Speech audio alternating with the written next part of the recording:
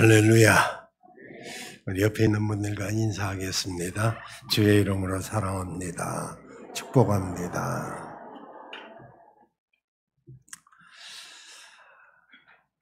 식물의 미덕은 자기 자리에 머무는 것이고, 동물의 미덕은 자기 영역을 지키는 것이고, 인간의 미덕은 자기 위치를 찾아가는 것이고, 크리스찬의 미덕은 자기 사명을 발견하는 것이고, 사명자의 미덕은 그 사명을 완수하는 것입니다.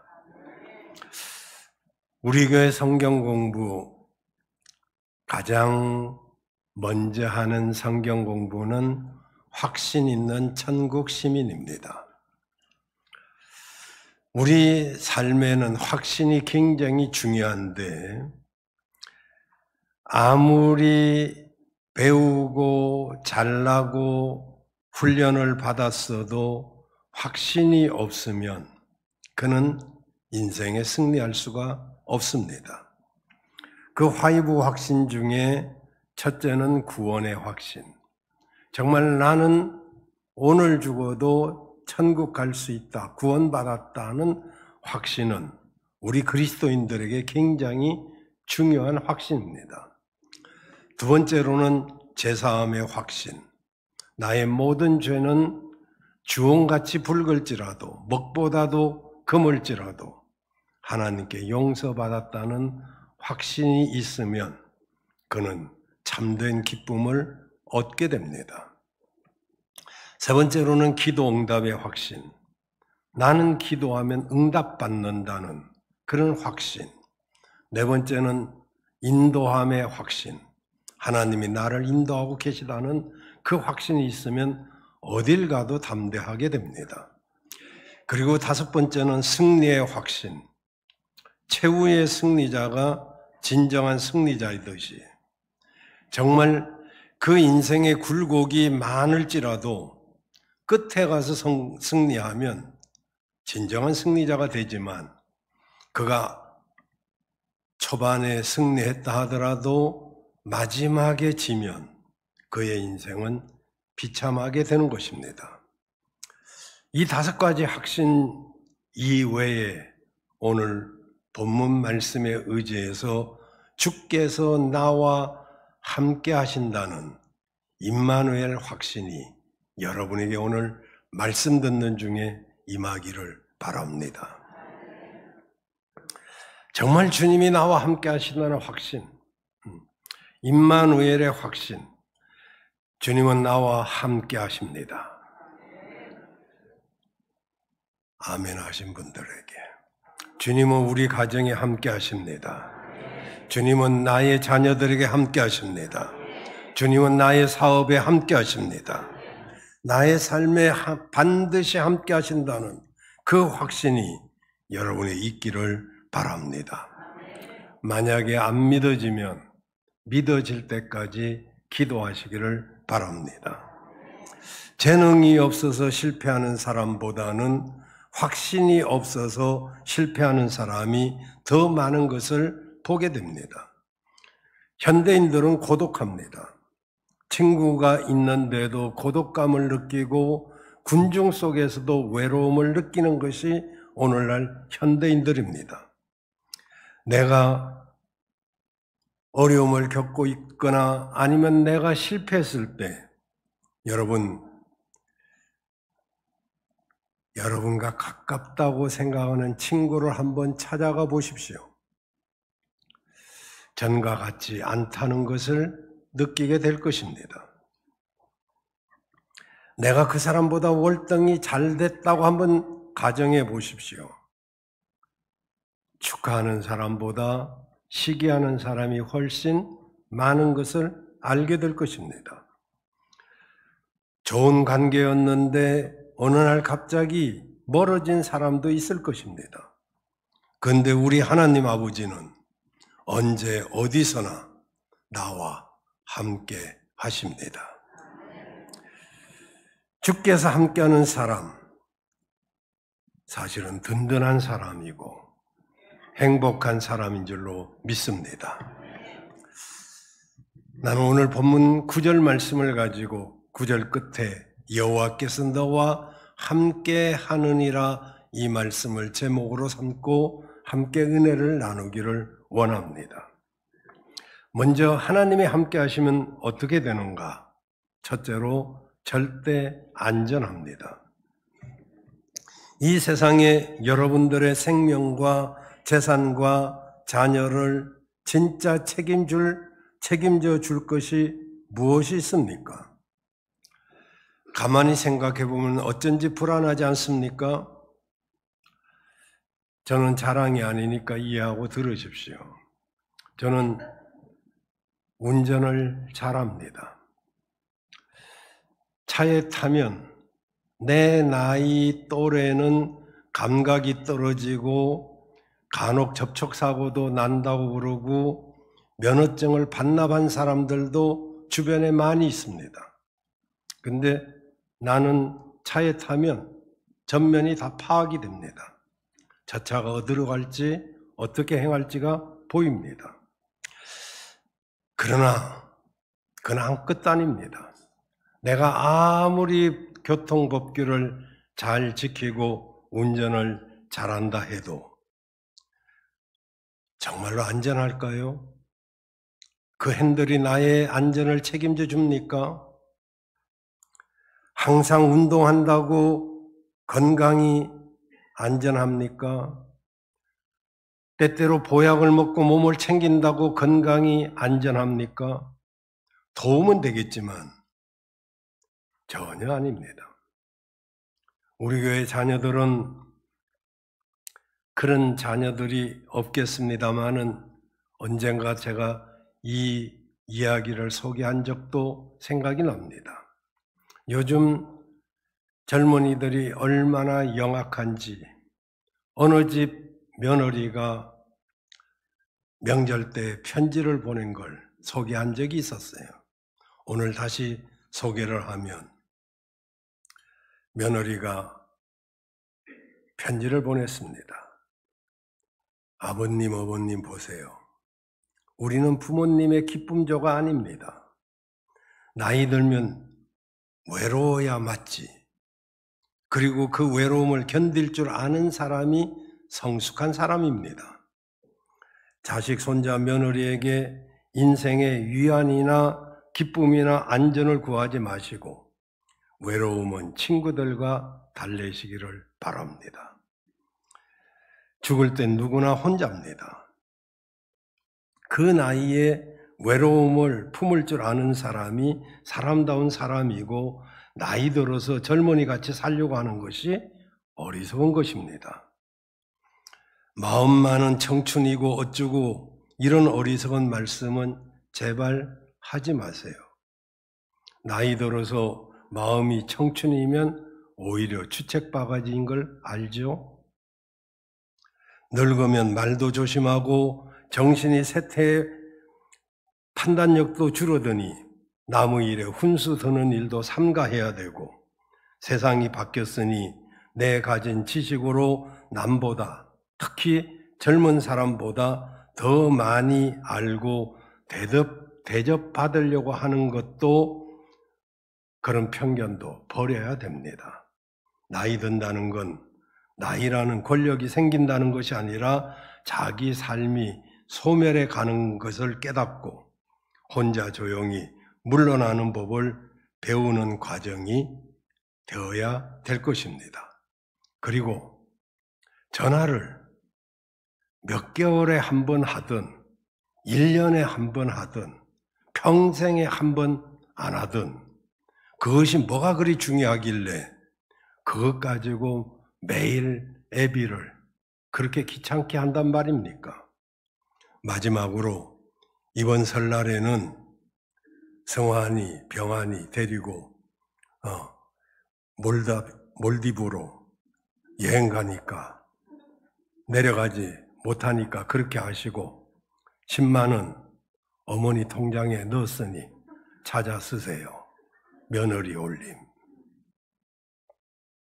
얼마나 황당한지 시어머니가 답장을 보냈어요. 고맙다 며느라. 형편도 어려운데 이렇게 큰 돈 10만 원씩이나 보내주다니.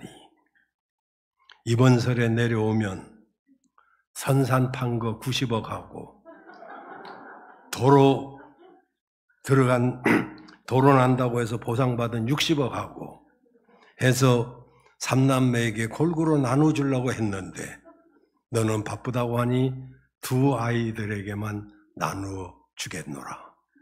그러니 여행 잘하고 오거라. 시어머니 100. 그러자 며느리가 급하게 빠른 우편으로 답신을 보내왔어요.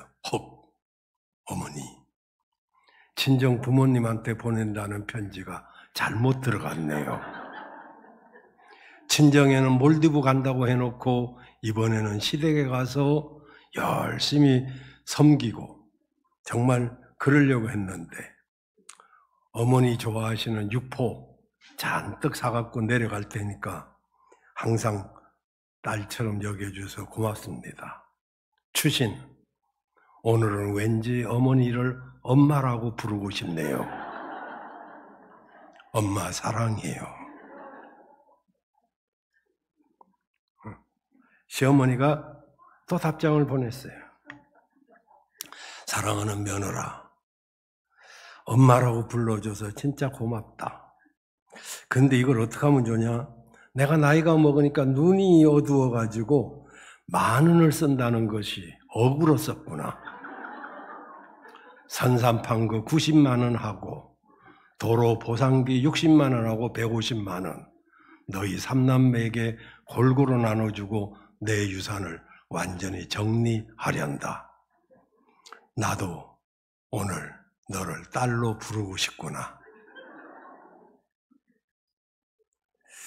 여러분, 누가 여러분과 함께 해주기를 원하십니까? 친구도 어쩌면은 자녀도 이 며느리 말처럼 우리 부모들은 말도 조심해야 되고 어쩌면은 외로움을 친구로 삼아서 살아가야 하는 것을 배워야 할 줄도 모르겠습니다. 하루하루 살아가는데 안전하고 보호받는 것은 정말 그 어디에 있을까요? 우리 인생살이 살아가는 동안 희노애락 여러 가지 우여곡절을 겪으면서 물질의 강풍, 질병의 강풍, 관계의 강풍, 환경의 강풍 이런 것들을 만나게 됩니다. 그때 이런 일들을 과연 누가 해결해 줄 수 있을까요? 사랑하는 여러분, 주님을 깨워야 됩니다. 주님이 함께 해야 됩니다. 주님이 함께 할 때 이 모든 것에서 안전한 삶이 보장받게 될 줄로 믿습니다. 두 번째로 하나님이 함께 하시면 승리하게 됩니다. 여호수아는 하나님의 부름을 받았습니다. 정말 모세라고 하는 탁월한 지도자 밑에 있었을 때는 걱정할 게 없었어요. 그런데 겁이 많고 두려움이 많은 여호수아가 그 일을 감당하려고 생각하니까 눈앞이 캄캄했습니다. 우리는 남이 앞에 서서 하면 다 잘한다, 대담하다, 이렇게 볼 수도 있겠습니다만은, 근데 그도 역시 떨고 있다는 거 아십니까? 앞에 서서 하는 여호수아는 굉장히 두렵고 떨렸습니다. 어찌할 바 모르고 있을 때 주님께서 그때 주신 말씀이 오늘 9절에서 12절까지죠. 5절, 9절에 보면 너의 평생에 너를 능히 당할 자가 없으리니 내가 모세와 함께 있었던 것 같이 너와 함께 있을 것임이라. 내가 너를 떠나지 아니하며 버리지 아니하리라. 여러분들 이 말씀을 정말 수십 번, 수백 번만 읽어보십시오. 모든 두려움이 떠나갈 줄로 믿습니다. 정말 이 말씀이 내 마음에 와 딱 닿을도록 정말 하나님이 모세와 함께 있던 것 같이 나와 함께 있다는 그 확신이 올 때까지 이 확신이 여러분에 있기를 바랍니다. 우리 앞에 어려운 문제들, 난관들 누가 해결하고 물리쳐 줄 수 있을까요? 물론 내가 수고하고 내가 애쓰는 것처럼 보입니다. 그러나 그 일을 할 수 있는 원동력이 주어져야 하는 것이지 그냥 하고 있다고 되는 것이 아니잖아요. 성경 어디를 봐도 하나님이 함께 하시는데 실패한 사람은 없습니다. 그러나 단독자는 실패합니다. 하나님께서 함께하는 사람은 승리하게 될 줄로 믿습니다. 신앙생활에 승리합니다. 시험에도 승리합니다. 자녀 교육에도 승리합니다. 가정생활에도 승리합니다. 사회생활에도 승리합니다. 하나님이 함께하는 여러분 되시기를 주의 이름으로 축원합니다. 하나님이 함께하시면 세 번째로 형통하게 됩니다. 사람이 행복감을 느낄 때가 언제입니까? 일이 잘 될 때 아니겠습니까? 정말 자기가 목표한 대로 되어갈 때 아마 행복감을 느낄 것입니다. 그러다가도 일이 잘 되지 아니하고 장애물이 있을 때는 실망하고 좌절하게 되는 일이 있습니다. 우리는 왜 형통한가 하면 어려움이 없다, 고난이 없다 이게 아니고 오늘 당장 어렵고 힘들어도 분명히 이것을 통한 하나님의 뜻이 있음을 믿기 때문에 어렵고 힘들어도 그걸 통해서 우리에게 더 좋은 것으로 바꿔주실 그것을 믿기 때문에 우리는 하나님을 신뢰하는 것입니다. 세상 사람들은요, 고생하면 고생으로 끝납니다. 그러나 믿는 사람은 고생이 없는 것이 아니지만 그 고생을 고난으로 승화시켜가지고 오히려 자기 발전을 이루게 되는 것입니다. 저도 제 이야기를 자꾸 하게 돼서 죄송합니다만은 정말 구섭을 끊기 위해서 포도농사, 농자도 모르는 농사를 지어봤고 양을 키워봤고 돼지를 키워봤고 정말 여러 가지 일들을 해왔습니다. 그런데 예수님을 만나니까 이 모든 것이 합력하여 선을 이루게 되어서 정말 부족하고 볼품없는 내가 그 일을 통해서 하나님의 뜻을 조금이나마 알게 되고 그것을 여러분에게 조금이라도 더 정확하게 전하는 동기가 되었습니다. 로마서 8장 28절에 하나님을 사랑하는 자 곧 그 뜻대로 부르심을 입은 자들에게는 모든 것이 합력하여 선을 이루느니라 그랬어요. 지금은 힘들고 지금은 안 되고 지금은 고생하는 것 같지만 그것 때문에 우리의 마음이 넓어지고 또 우리의 삶에 어떤 연단이 되어서 더 큰 일을 할 수 있도록 하나님께서 그렇게 하기 때문에 우리는 고난에서 면제당한 사람은 아니지만 그 고난이 우리를 유익해 한다는 것을 아는 사람들이다 이 말입니다. 우리는 승리하게 될 줄로 믿습니다. 블레셋을 물리친 이스라엘의 다윗은 자기 힘으로 이긴 것입니까? 아니잖아요. 하나님께서 그와 함께 하셨기 때문에 그는 골리앗을 이길 수가 있었습니다.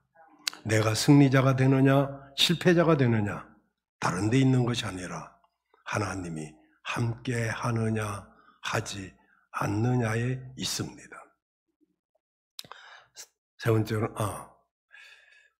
세 번째 형통하게 된다는 말을 하다가 지금 엉뚱한 소리를 했어요. 어쨌든 하나님이 함께 하시면 형통하게 되는데 보십시오.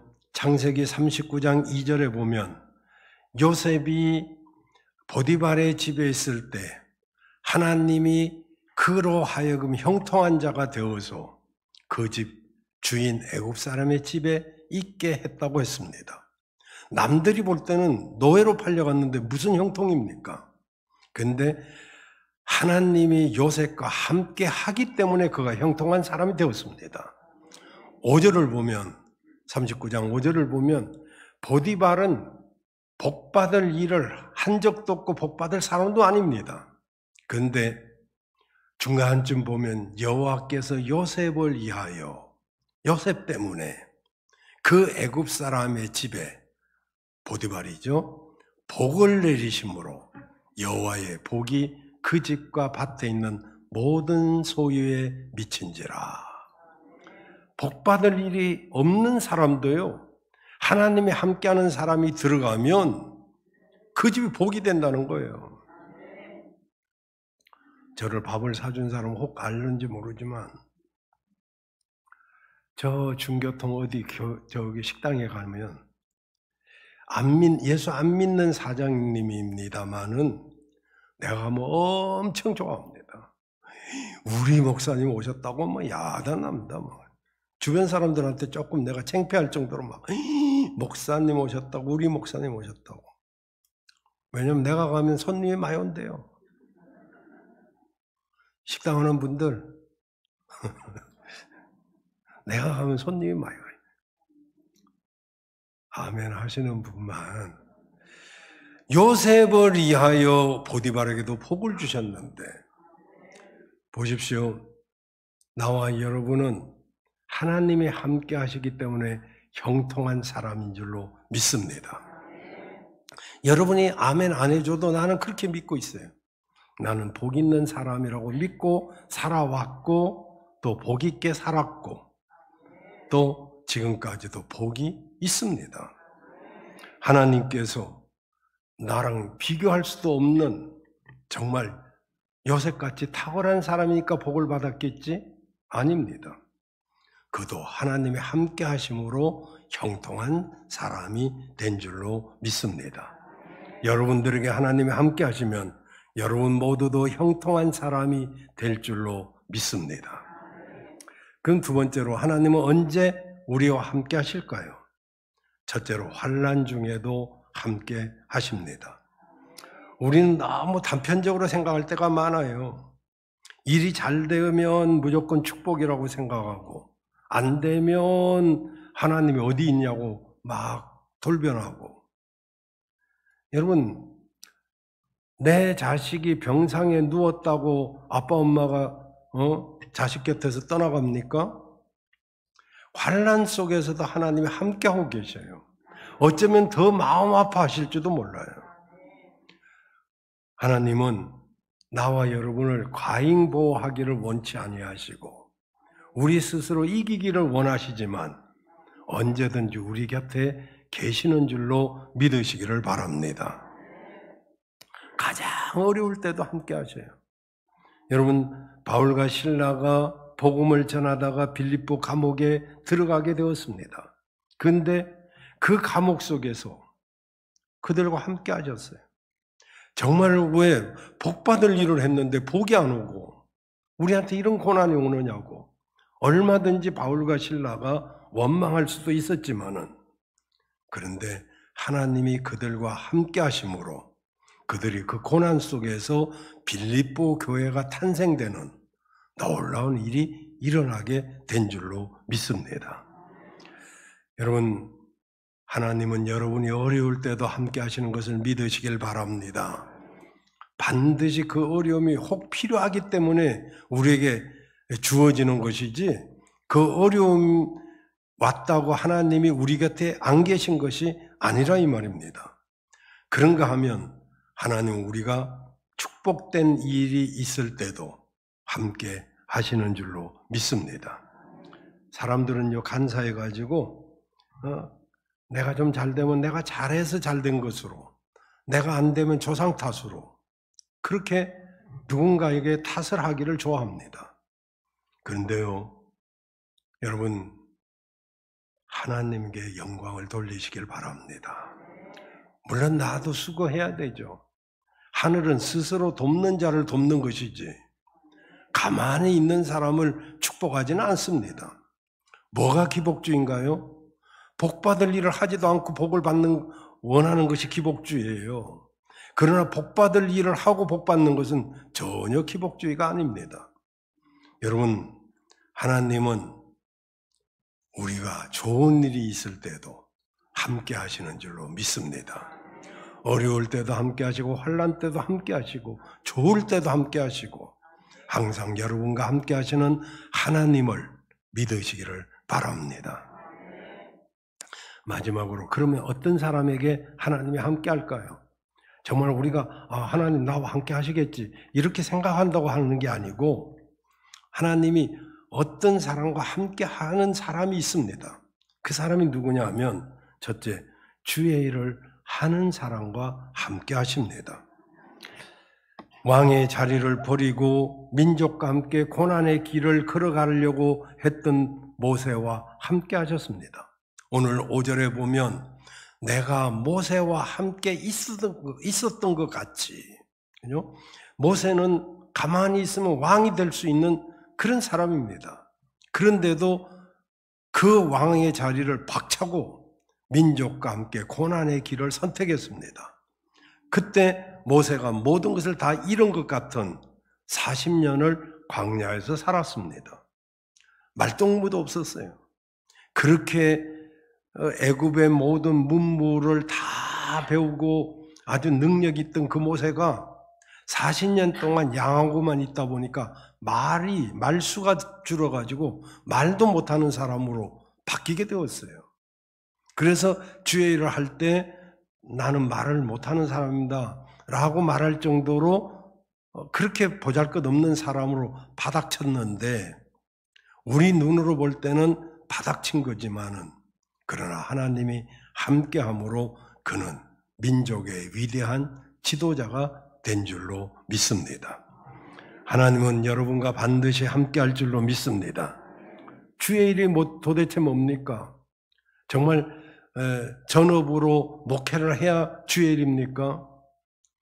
정말 예배드리는 일이 주의 일이고 찬송하는 일이 주의 일이고 우리가 주님을 위해서 하는 모든 일들이 다 주의 일입니다. 근데 이왕 주의 일을 하는 거 은사 따라 하면 얼마나 좋습니까? 정말 내가 뭔가 이렇게 잘하는 은사를 따라서 그렇게 봉사하면 봉사하는 그분도 힘이 나고 보는 사람도 즐겁고 하나님도 기쁘게 그에게 보상을 할 수 있고. 근데 제가 은사 체크도 여러분 해드린 분들도 계시지만은 간단하게 은사 체크하는 법을 말씀드리기도 했죠. 3가지예요. 첫째, 좋아하는 일. 내가 좋아하는 일이라면 은사에 가깝습니다. 내가 안 좋아하는 일은 은사가 아닐 수 있어요. 두 번째로는 잘하는 일. 좋아하는 일인데 잘 못하면 은사라고 할 수 없어요. 좋아도 하고 잘해야 돼. 물론 자꾸 하면 발전되니까 아직은 괜찮죠. 그리고 세 번째는 선한 일. 그래서 좋아하는 일이냐, 내가 좋아하는 일이냐, 그 다음에 잘하는 일이냐, 선한 일이냐. 이 3가지가 딱 맞아 떨어지면 은사예요. 그러니까 성가대, 그죠? 내가 좋아하고 노래를 좋아하고, 근데 노래를 못해. 그건 아주 은사가 아닐 수 있어요. 그건 좀 더 연습하고 개발을 해야 돼요. 개발하면 또 은사가 바뀌어지니까요. 그리고 선한 일이냐? 그러면 은사죠. 내가 노름을 좋아해. 잘해. 타짜야. 그건 선한 일이 아니잖아요. 그 은사가 아닌 거예요, 이거는. 그러니까 뭔가 좋아하고 그것을 잘하고 그것이 좋은 일이 선한 일이면 그건 은사죠. 이 은사 따라서 일하면 정말 즐겁죠. 혹시 노래를 좋아하고 잘하고 그건 선한 일이니까 찬양은 그건 무조건 성가대 하셔야 되고요.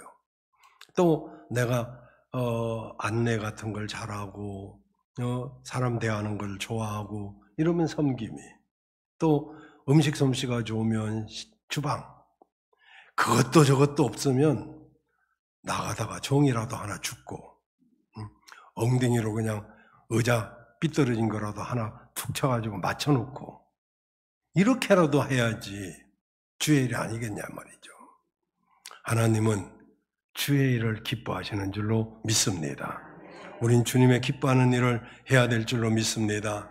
주님께 예배드리고 찬양하고 감사하고, 그리고 그분을 위한 여러 가지 내 은사 따라서 정말 나 같은 사람은 우리 에스더 집사처럼 또 선윤영 집사님처럼 이렇게 피아노를 못하니까 못하잖아요. 하고 싶어도 못해요.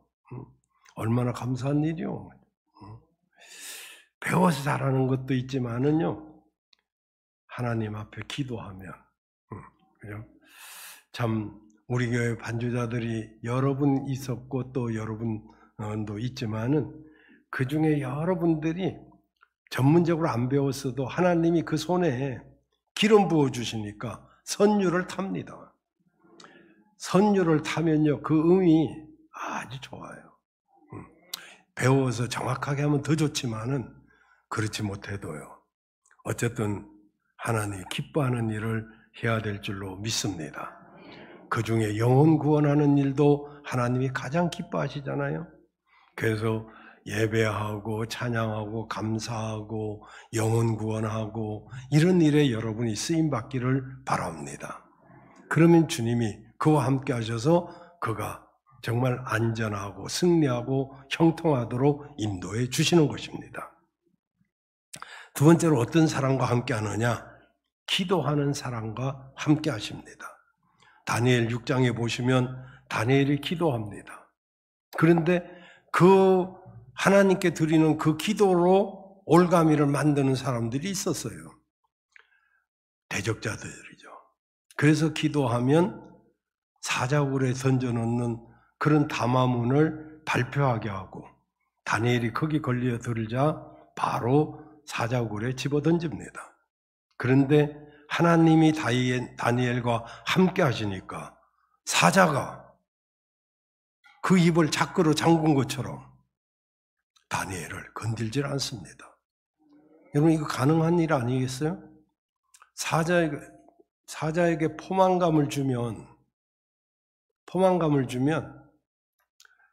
배부른 사자는요, 토끼가 와서 수염을 건드려도 내비둡니다. 배고플 때 인정사정 없는 것이지, 우리도 그러잖아요. 물 한 모금만 먹어도 포만감이 있고, 어떤 음식 하나만 먹어도 포만감이 있으면 그렇게 많이 안 먹어도 돼요. 그러니까 사자한테 포만감을 주는 건 순식간의 일이에요. 별것도 아니에요. 물이 변화에 포도주 되는 것도 별것도 아니에요, 사실은. 우리가 볼 땐 기적이지만 그 포도나무에 두 채간이 있잖아요. 두 줄기. 하나는 물간, 하나는 채간. 두 간이 있어요. 하나는 물을 끌어당기고 하나는 영양분을 끌어당기는 두 채간을 통해서 세 가지의 열매가 맺어집니다. 그걸 따서 담궈 놓으면 그게 효소가 되고 포도주가 되고 그래요. 그걸 압축시키는 거예요. 그 과정만. 그러니까 우리는 기적이지만 하나님은 일상적인 일이야. 아무것도 아니에요. 여러분, 주님이 기뻐하는 일을 하면 놀라운 일이 일어나게 될 줄로 믿습니다. 기도해야 능력받고, 기도해야 응답받고, 기도하면 능치 못함이 없어요. 그리고 마지막으로 믿음으로 사는 사람과 함께합니다. 어떤 사람은 그래요.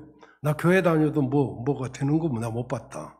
난 기도해도 응답, 내가 그렇게 기도했는데. 정말인가요? 여러분, 교회를 다닌다고 구원받나요? 교회에 다니는 것은 구원받기에 가까울 수는 있어요. 은혜 받기에 가까울 수는 있어요. 그렇지만 교회 다니는 것하고 구원받는 것하고는 달라요.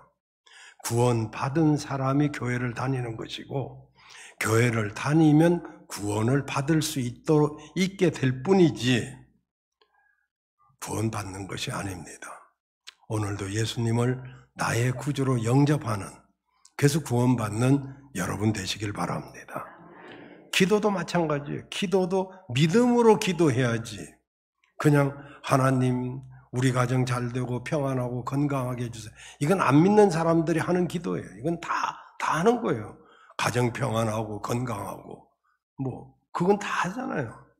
그럼 우리 하나님 다 아셔요. 그거는 믿음으로 기도하는 것입니다. 믿음으로 예배드리고 믿음으로 기도하고 찬송도 믿음으로 찬송하고 그럴 때 하나님이 그것을 다 연락을 하시는 거예요. 이제 말씀 마치겠습니다. 여러분, 우리 삶에는 언제나 희노애락이 늘 이렇게 교차됩니다. 희, 기쁨, 노, 화, 화날 일, 애, 슬픔, 낙, 즐거움. 그러니까 기쁘고 슬프고 아프고 괴로운 거 이런 것들이 교차돼요. 근데 그 어느 때든지 한 가지 꼭 잊지 말 것은 그 어느 때도 하나님은 나와 함께 하신다는 사실입니다. 이것만 믿으면 희노애락 어떤 상황 속에서도 하나님 우리를 승리케 해 주실 것이고 우리를 형통케 해 주실 것이고 우리를 주님이 붙들어 천국까지 인도하실 줄로 믿습니다. 여러분 모두 승리의 축복이 있기를 바랍니다. 기도하겠습니다. 하나님, 오늘도 코로나19의 이업 속에서도 하나님을 찾아 나와 예배하는 모든 심령들 위에 하늘의 복과 땅의 복을 허락하여 주옵소서. 언제든지 하나님과 함께하는 우리 성도님들 되게 하여 주옵소서. 예수님의 이름으로 기도하옵나이다. 아멘.